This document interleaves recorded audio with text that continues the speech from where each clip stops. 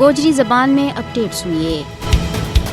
RSS والی بھارتی حکومت اپنی توسیع پسندانہ پالیسیاں کی وجہ سے اپنا گوانڈی ملکوں کا معاملات میں مداخلت کر رہی ہے اور اپنا اثر رسوخ بداؤن کی کوشش میں مصروف ہے۔ بھارت کا اپنا تمام گوانڈی ملکوں کے تعلقات کشیدہ ہے اور مودی کا دور میں بھارتی حکومت خاص طور پر مسلمان گوانڈی ملکوں میں اپنا ناپاک عزائم کے واسطے نہ صرف منفی سیاست بلکہ فوجی طاقت کے ذریعے ان کی خود مختاری نہ نقصان پہنچاؤن کی ناکام کوشش کر رہی ہے۔ مودی حکومت مالدیپ کا اندرونی معاملات میں بھی مداخلت کر رہی ہے۔ حال ہی میں ہزاروں لوگوں نے مالدیپ کا دارالحکومت مالے کی سڑکوں کے اوپر مارچ کیو اور مالدیپ سے بھارتی فوجی اہلکارانہ ہٹاؤن کو مطالبہ کی۔ مالدیپ کی سڑکوں پر بھارتی فوجی نکل جائیں اور مالدیپ کی سیاست میں مزید بھارتی مداخلت قبول نہیں جیسا نعرہ لگتا رہا۔ مظاہرین کی بڑی تعداد نے بھارت کے نال فوجی معاہدہ نہ منسوخ کرنے کو مطالبہ کیا۔ بھارت نے مالدیپ سے کئی معاشی اور ثقافتی معاہدہ بھی کر رکھا ہوا ہے۔ حالیہ تاریخ میں مال شہر میں ہیش ٹیگز کے نال بھارتی حکومت کے خلاف سب سے بڑو احتجاج کیو گیا۔